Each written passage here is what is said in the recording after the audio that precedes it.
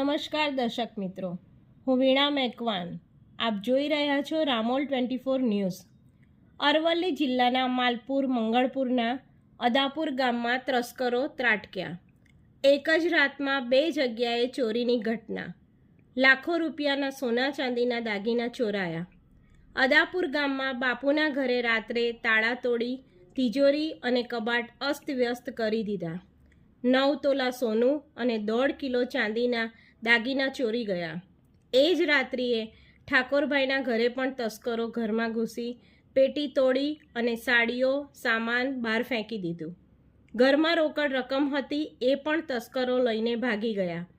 આ જ ગામમાં 6 માસ પહેલાં પણ લાખો રૂપિયાની ચોરીની ઘટના બની હતી. ફરી એકવાર આ બાપુના ઘરે ચોરી કરી તસ્કરો ફરાર. Sirajuddin Kherada, bureau chief, Aravalli.